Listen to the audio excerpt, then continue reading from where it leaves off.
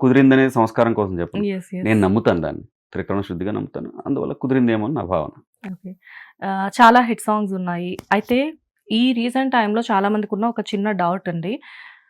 'Baby' movie 'Devaraju' song ఎంత పెద్ద హిట్టో అందరికీ తెలిసిన విషయమే.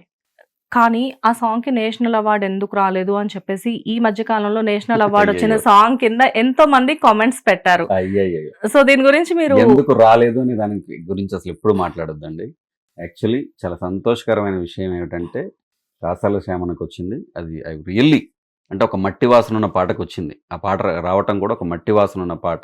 ఒక పల్లెటూరు గొప్పదనం గురించి చెప్పే పాట. అదేవిధంగా 'బేబీలో' పీవీఎస్ఎన్ రోహిత్ గారికొచ్చింది.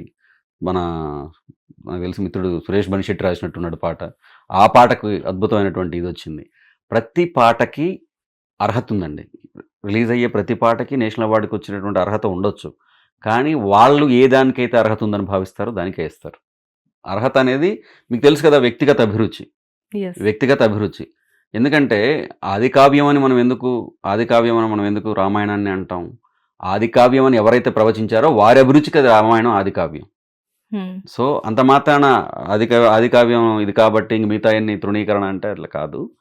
డెఫినెట్‌గా నేనైతే నా మనస్ఫూర్తిగా చెప్తున్న విషయం ఏమిటంటే, చాలా చక్కటి పాటకిచ్చారు నేషనల్ అవార్డ్. నేషనల్ అవార్డ్ దేనికొచ్చింది అంటే, చాలా సార్లు మనం అనుకుంటాం ఈ పాటకి వచ్చుంటే బాగుండేది అనేటువంటి భావన చాలా మందిలో ఉంటుంది. కానీ వచ్చిన పాట దానికేమి తీసివేసే పాట కదా, అద్భుతమైనటువంటి పాట. అందులోనూ కాసాల శ్యామన్న మట్టితనం ఏదైతే ఉందో, నేను ఎప్పుడో నాకు నచ్చినటువంటి కొద్ది మంది రచయితల్లో శ్యామన్న కూడా ఒక రకమైనటువంటి గొప్ప రచయిత రావటం. ఈ విధంగా ఈ సందర్భంగా వాళ్ళకి ఇప్పుడు ఎవరైతే నేషనల్ అవార్డు కంగ్రాట్స్ విన్నర్ వాళ్ళకి చెప్తున్నారా? కంగ్రాచులేషన్స్.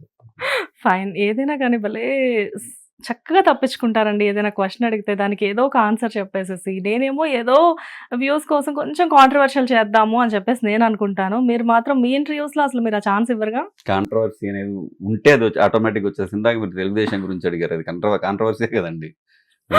ఉన్నది ఎప్పుడు లేదని చెప్పను, లేనిది ఎప్పుడు ఉందని చెప్పను. అంటే ఒక మాట చెప్తారు, మనది కాని పాముని ఎప్పుడు మెడేసుకోకూడదండి, మెడకేసుకోకూడదు. మన పాము అయితే ఓకే, మనది కాని పాము మెడ వేసుకుంటే అది ఈశ్వరుని కూడా వదిలిపెట్టదు. సో మనకెందుకండి. నైస్. సో పాటలు, మాటలు గురించి మాట్లాడితే ఫస్ట్ మనం ఒకసారి కొంతసేపు మాటల వైపు వెళ్దాం. లైక్ అంటే 'మైకేల్' మూవీ అనేది పెద్దగా దానికి ఆదరణ లభించకపోవడం అనేది మీకు తెలుసు. తెలుసు. అయినప్పటికీ కూడా ఆ మూవీ చూసిన తర్వాత ఎవరైనా కానీ అబ్బా భలే ఉన్నాయి డైలాగ్స్ అనుకుంటారు. ఎట్ ది సేమ్ టైమ్ అన్నిటికంటే లైక్ ఇప్పుడు ప్రెజెంట్ అంటే ఎన్నో మూవీస్‌కి మీరు అలా ఇచ్చారు. సో ఇచ్చిన కొన్ని మూవీస్ నేమ్స్ చెప్తారా? అంటే నా మొదటి సినిమా వచ్చేసి 'ఎస్‌వై నో ఎగ్జిట్' అండి. దానికి నేను మాటలు, పాటలు రాశాను. సన్నీ కొమ్మాలపాటి గారు అని యాహ్! చెప్పేసి, సన్నీ కొమ్మాలపాటి గారు నాకు అవకాశం ఇచ్చారు. నేను వచ్చిన వెరీ రీసెంట్ టైమ్స్‌లో ఇచ్చారు ఆయన నాకు. I would like to thank him right now. Yeah! ఈ సందర్భంగా I would like to thank him. Hmm. ఆ తర్వాత నేను రాసిన రెండో సినిమా వచ్చేసి 'మైఖేల్'. హ్మ్. 'మైఖేల్' రాస్తున్నప్పుడే మన రాకేష్ ఉప్పలపాటి గారు అని చెప్పేసి 'నేను స్టూడెంట్ సార్' అని ఒక సినిమా తీశారు. యెస్. యెస్. మన బెల్లంకొండ గణేష్ గారు. హ్మ్. ఆ సినిమాకి నేను మాటలు రాస్తున్నాను, 'నేను హ్మ్. స్టూడెంట్ సార్' అనే సినిమాకి. అదే సందర్భంలో అదే టైంలో సైమల్టేనియస్‌గా 'హిడింబా'కి కూడా పనిచేస్తున్నాను. హ్మ్. 'హిడింబా'కి కూడా 'హిడింబా' సినిమాకి యెస్. మాటలు యెస్. రాస్తున్నాను. మంచి మూవీ కదా? 'హిడింబా' కూడా చాలా మంచి యెస్. సినిమా, అశ్విన్ గారిది. హ్మ్. అలా అలాంటి సినిమాలకు రాశాను. సో స్క్రిప్ట్ వర్క్ చేస్తున్నప్పుడు 'అఖండ' కానివ్వండి, ఇప్పుడు వస్తున్నటువంటి 'అఖండ 2' కానివ్వండి, సో ఇలా కొన్ని స్క్రిప్ట్‌లకు కూడా పనిచేయటం. హ్మ్. ఇప్పుడు 'నాగబంధం' లాంటి సినిమాలు రాస్తుండటం, 'హైందవ' లాంటి సినిమాలు రాస్తుంటాం. సో బై గాడ్ గ్రేస్ ఇప్పుడు చాలా చక్కని విషయం ఏంటంటే, ఇప్పుడు రీసెంట్‌గా 'మోహన్ లాల్' గారికి రాస్తున్నాను. వావ్! 'మోహన్ లాల్' గారి 'వృషభ' సినిమా వస్తా ఉంది. హ్మ్. 'వృషభ' సినిమాకి మాటలు, పాటలు రాస్తా ఉన్నాను. ఓకే. సో అలా ప్రస్థానం అలా జరుగుతా ఉందండి.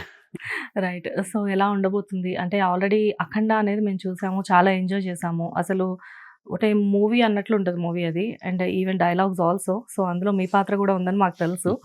ఎట్ ది సేమ్ టైమ్ 'అఖండ 2'కి మీరు ఎంత వర్క్ చేశారు అన్నది మాకు తెలుసు. అండ్ కొన్ని సందర్భాల్లో కొంతమంది వేరే వాళ్ళు చెప్పడం కూడా మేము విన్నాము. ఎలా ఉండబోతుంది 'అఖండ 2'? 'అఖండ 2' అంటే ఒకటే మాట చెప్పొచ్చండి. ఈశ్వరుడి మీద శ్రీ మహావిష్ణువుకి ఎంత ప్రేమ ఉంటదో, ఈ సినిమా మీద అంత ప్రేమతోటి అందరూ పనిచేశారండి. ఓకే. ఎందుకంటే ఈ 'శివాయ విష్ణు రూపాయ శివహే' అంటారు. అంటే ప్రతి ఒక్కరిలోనూ ఈశ్వరుడు పూని చేయించాడు ఈ సినిమా 'అఖండ 2'. నైస్. ఇది మనుషులుగా ఎవరు చేసింది కాదండి. హ్మ్. అందరిలోనూ ఈశ్వరుడే పూని చేయించిన సినిమా. హ్మ్. అంటే డైరెక్టర్ గారి గురించి మనందరికీ తెలిసిన విషయమే. డైరెక్టర్ గారు ఏదైనా ఒక చెప్పాలనుకున్న విషయాన్ని చాలా బలంగా చెప్తారు. చాలా బలంగా చెప్తారు. ఈ సినిమాలో కూడా చాలా చాలా అద్భుతంగా కుదిరాయి అన్నీ. అన్నీ కూడా చాలా అద్భుతంగా కుదిరాయి. నాకు తెలిసినంత వరకైతే అంటే ఈ సంవత్సరంలో చాలా చెప్పుకోదగ్గ సినిమా అవుతదండి. యాహ్! ఈ ఇయర్ రిలీజ్‌కి ఉంది కదా ఆల్రెడీ. చాలా చెప్పుకోదగ్గ సినిమా. అందులో మీరు ఇంకొంచెం మిగతా టైం కంటే కూడా ఇక్కడ ఇంకొంచెం ప్రేమించి రాసినట్టున్నారు డైలాగ్స్ అంతా కూడా.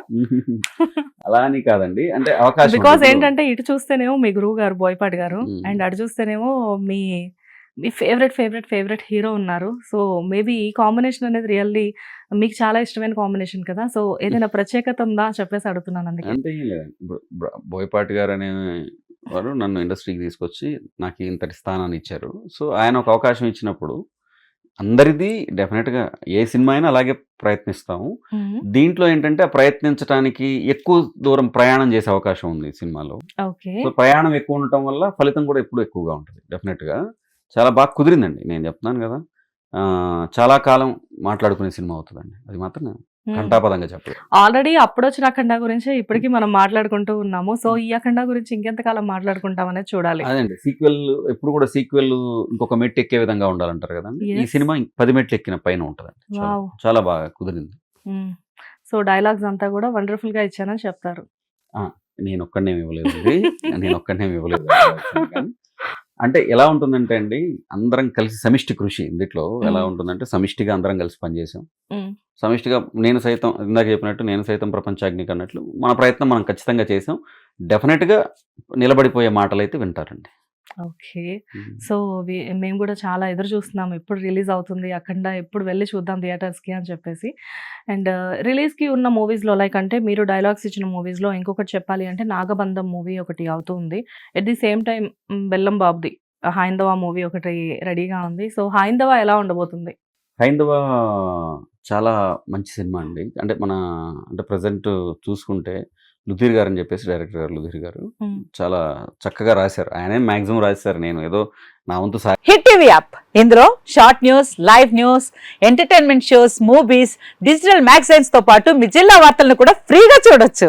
ఇంకెందుకు ఆలస్యం, వెంటనే హిట్ టీవీ యాప్ ని డౌన్లోడ్ చేసుకుని ఫ్రీగా ఎంటర్టైన్మెంట్ పొందండి. Hit TV app. Hit TV app. Please download Hit TV app. Hit TV app ని ఫ్రీగా డౌన్లోడ్ చేసుకొని ఎంజాయ్ చేయండి. మీకు నచ్చిన ఎంటర్టైన్మెంట్ కోసం హిట్ టీవీ యాప్ ని ఫ్రీగా డౌన్లోడ్ చేసుకుని ఎంజాయ్ చేయండి. హిట్ టీవీ యాప్ని డౌన్లోడ్ చేసుకుని ఆస్వాదించండి, ఆశీర్వదించండి. ఇంతమంది సెలబ్రిటీలు హిట్ టీవీ యాప్ ని డౌన్లోడ్ చేసుకోండి అని చెప్తున్నారంటే ఎంత మంచి యాప్ ఆలోచించండి. అమెరికాలో చదవాలనుకునే వాళ్ళకి విశ్వసనీయమైన పేరు మన శౌర్య కన్సల్టెన్సీ. UK లో 1 year masters, 2 years work permit up to 5 years visa. Contact Saurya Consultancy. Contact 89851 89851.